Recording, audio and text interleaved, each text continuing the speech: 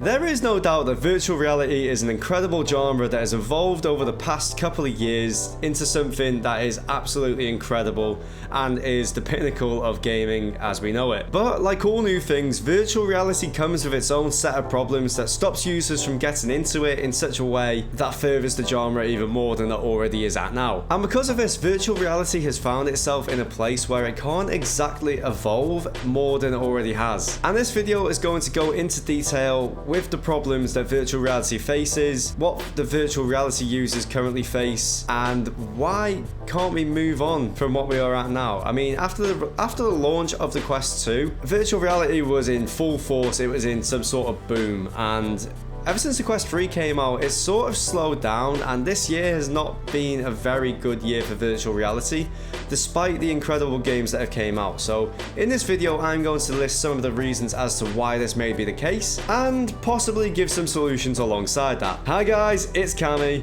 and this is what's stopping virtual reality from becoming even more mainstream.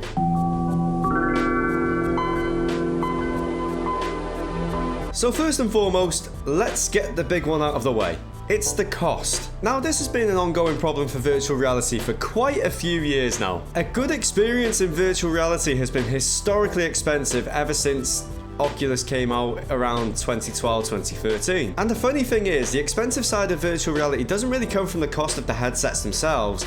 It comes from the cost of the hardware used to run these headsets. And while, with all due respect, the cost has really been alleviated over the past couple of years with standalone VR becoming mainstream, the simple truth of the matter is that standalone VR can only do so much. And what I mean by this is that you can play many titles on standalone VR, however, you can also not play many titles on standalone VR because you need a PC to run these titles. And these aren't just small indie games either. I mean, games like Half-Life Alyx, Sail VR, many different driving games, and a lot of indie titles that require a lot of power to run. Now see, this is a big problem because standalone users then feel alienated from all the good games that virtual reality has to offer. Now see, the true fact of the matter is people just don't have the disposable income to go out spending $1,000, $2,000 on a PC tower in order to run virtual reality at the point that it should be ran. And although the latest release of standalone headsets, the Meta Quest 3, provides an excellent graphical experience for users to play games on, the Quest 3 is still quite expensive in itself, racking up around $500 new to up until about $620. And bearing in mind, this doesn't even include having to buy the games on these types of headsets as well. Games like Blade and Sorcery can run you back around $25, £25. And even like AAA titles such as Arizona Sunshine 2 can set you back around $50. Calculate all of these different costs together and you could be set back nearly £1,000, which, I mean, Jesus Christ, that's no chump change. That's literally what I make in a month if I can be arsed working. This wasn't really as much of a problem when the Quest 2 rolled around, and if you still use a Quest 2, it still isn't really as much of a problem as it seems. However, we're starting to enter a point where we cannot use the Quest 2 for much longer, especially with the release of the Quest 3S coming out. However, the Quest 3S coming out is also a really good turning point because the lowest price of a Quest 3S is rumored to be around $200, which, first of all, that's incredible because that is a headset that can run Quest 3 games at Quest 3 quality, albeit with Quest 2 lenses and graphical quality, for a very cheap price. Also, I'm sorry if there's a lot of jump cuts. My camera seems to lag every now and again, which I still haven't solved yet, and I can't be bothered. So, as I said, a lot of this is going to be alleviated in the future, which is a really good sign because the Quest 3S is going to highly reduce the cost while also providing users with a very good virtual reality experience. However, even that still doesn't solve the problem of PC VR exclusivity. So, until computer price parts go down, PC VR seems a bit out of the question for some users. Oh, I say some users, actually quite a lot of users. The second thing that I think is holding back VR from becoming such a mainstream media device is, well, the variance of games. Now, I know this might sound a little bit ridiculous to some people, but go onto the Quest store and look at all the games on there, right?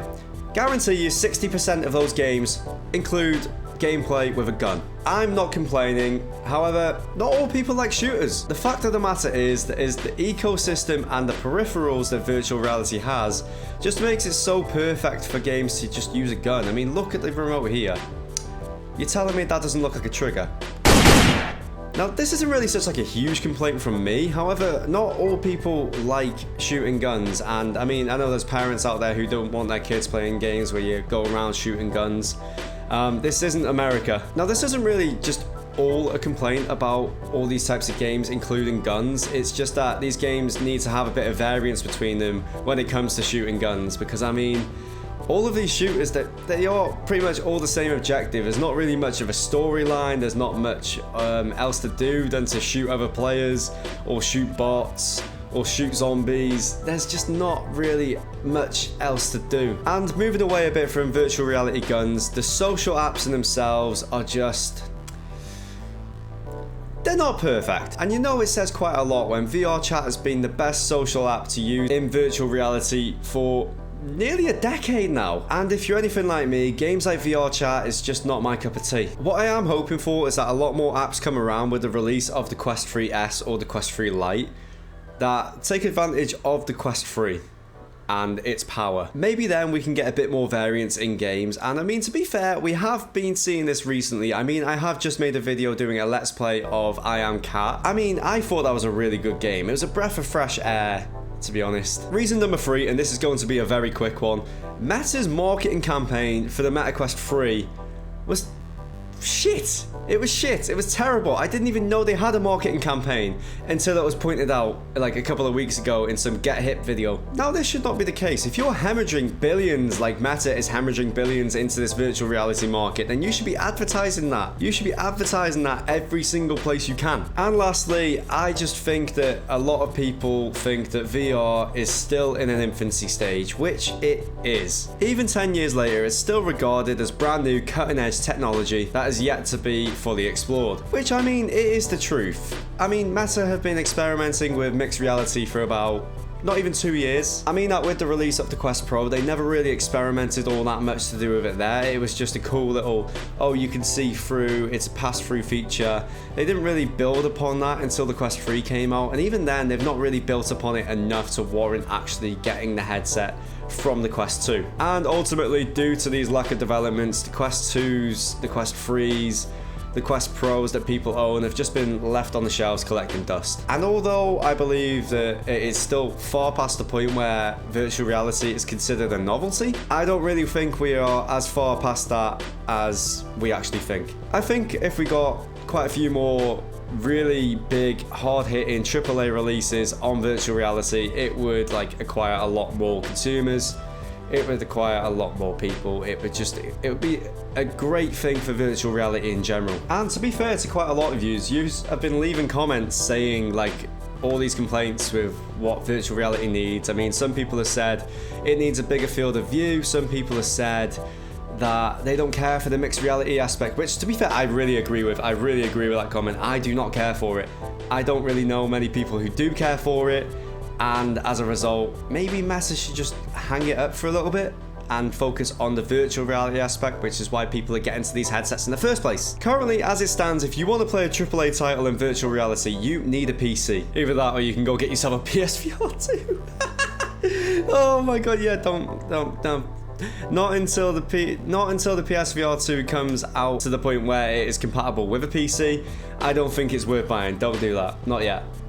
Or maybe now, and then save it until it can come out on the PC, because I think it's August, oh my god, August 7th, it's like 2-3 weeks, Jesus Christ.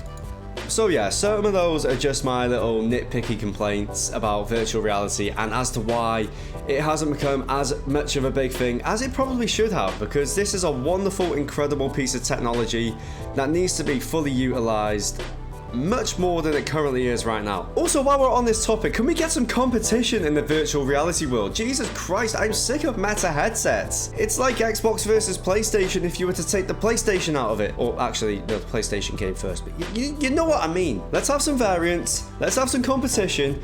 Let's have some better games. Let's have some cheaper PC parts. Okay, so that was my entire video on what I think is holding virtual reality back from being the great that it should be. If you did enjoy this video, it would be highly appreciated if you were to leave a like.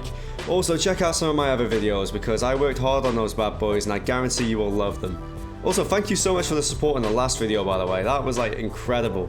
Like, honestly, I appreciate it so much. I just hope I can keep providing the content that you love to see.